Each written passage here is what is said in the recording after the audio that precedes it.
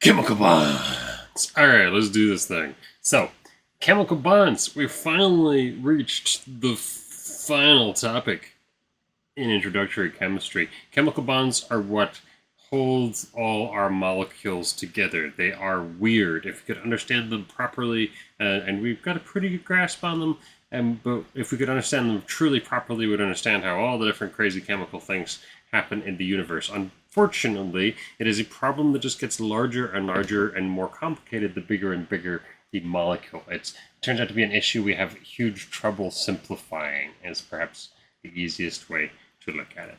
To make things nice and simple, when the electric fields produced by electrons,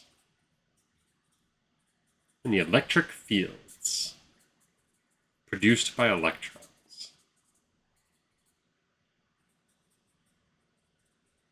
and protons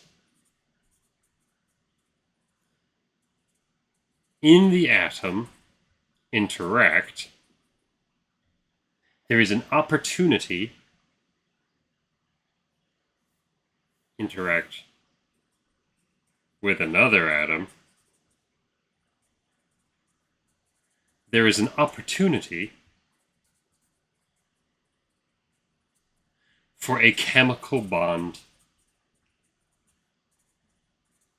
to be formed. This is all a little jargony, but basically, if we have two simple little atoms over here, right, and let's say each of them has an electron floating around it, just like that. If these two guys are flying at each other, the chances are extremely high that they are going to zoom towards each other, and mash together, and cause and come together into this very simple two-atom buddy system, right? Which is just a hydrogen gas, just an H2.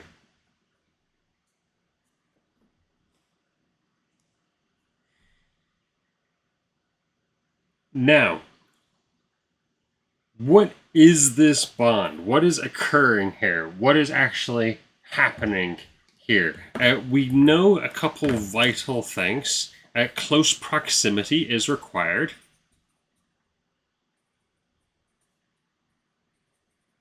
To form a chemical bond.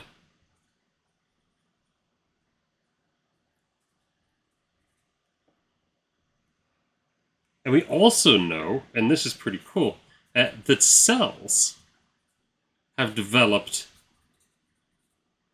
special proteins, which you may already know are called enzymes,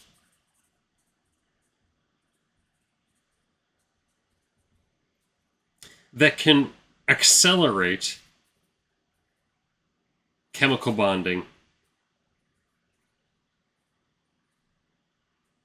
to much higher speeds. You know, this is like 1,000,000 times the speed of the previous reaction. So one of the things that you do in chemistry is you observe everything in terms of chemical reactions. And this can be very helpful, and you can look at the speeds of reactions, you can look at what is used by a particular reaction and what the outcome of that particular reaction is. But sometimes essence, nuance is lost. So one of the things that we say about enzymes is that they just accelerate chemical reactions. In reality, what a lot of enzymes do, I spoiled it a little bit, is that they physically rearrange atoms together into molecules, into chemicals, which is crazy. Our cells have incredibly sophisticated chemical machinery inside of them. That's one of the basic takeaways of biological microbial science, truly. So, we can look at enzymes then as very simply being constructed of things that somehow, in some way, perform this activity, that take two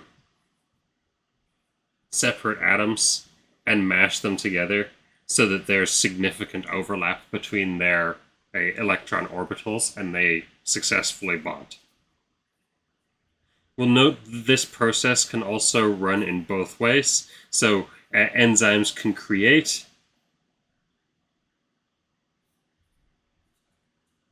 and enzymes can destroy.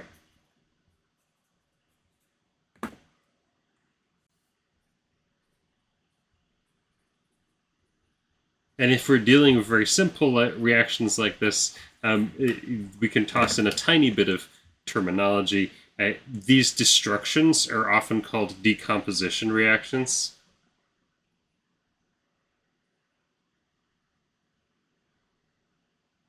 Right? And these constructions are called, oh no, two things coming together. I want to say composition, but that's not it. They're also called something. Look that up for that. That's it. That's it. That's an exercise. Yeah. Next. Yeah. That's for you. Yes. Congratulations.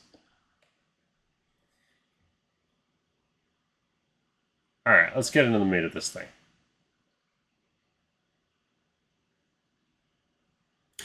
So in reality, chemical bonding is this really complicated set of techniques that things use to fool us.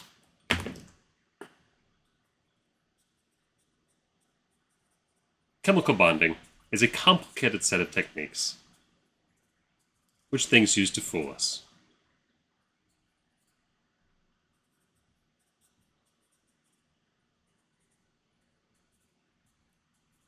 Things use to fool us.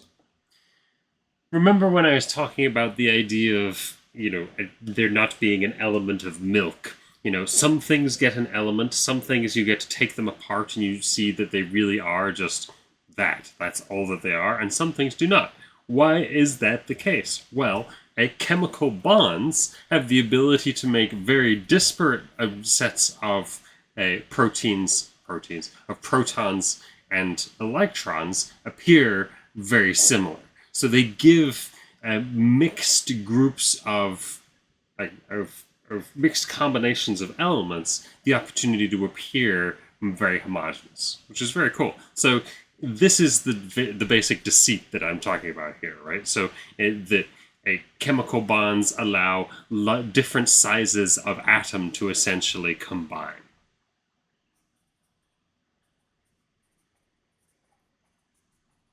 Different sizes of atoms combined, like Lego.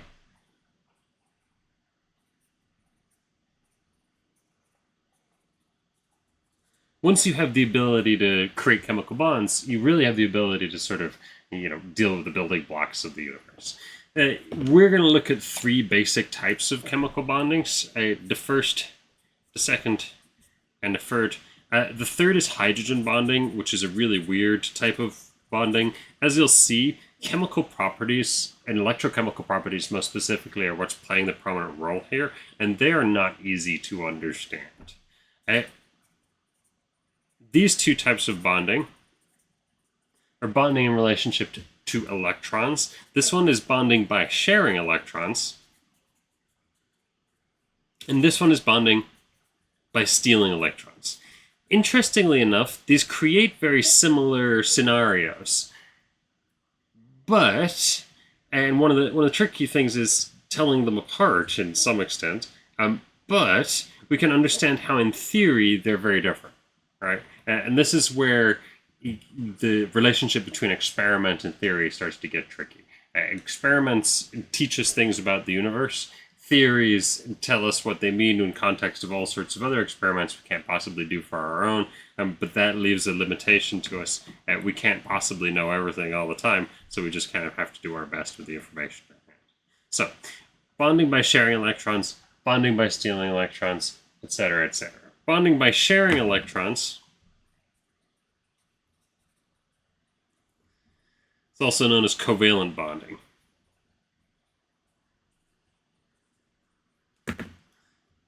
Covalent bonding. This is the sort of classic type of bonding. It has a bunch of different overlapping types. There can be single, we've already talked about this.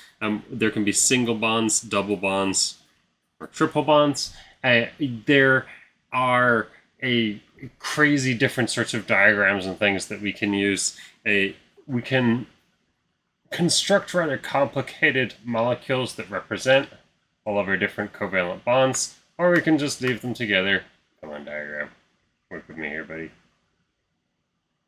Or we can just leave them here represented based on the number of electrons they're taken up. Here we have 2 electrons involved. That's what's required for a single bond.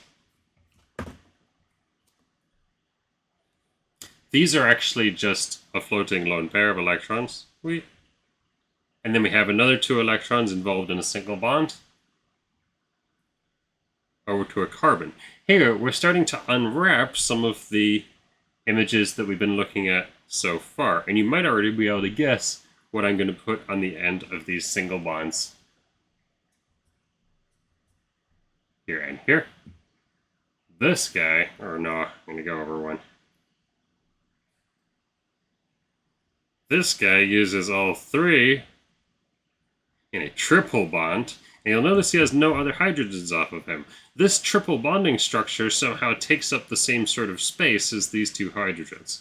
And that's again a really important basic chemical concept that you gotta get down. And you go off at an angle over here.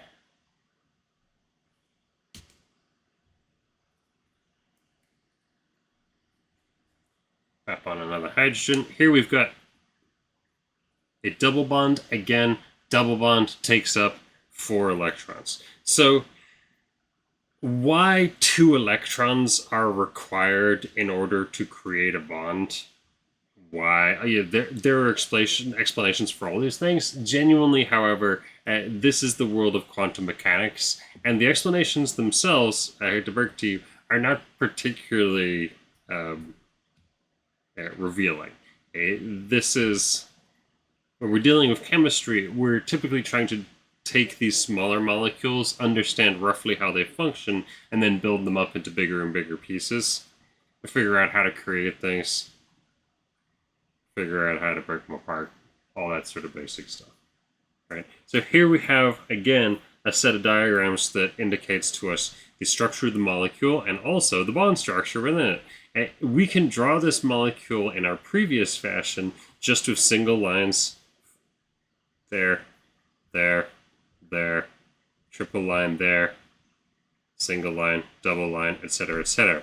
We'll notice that this actually gives us a tiny bit of extra information, and we have what are called lone pairs on our oxygen. Our oxygen has special abilities.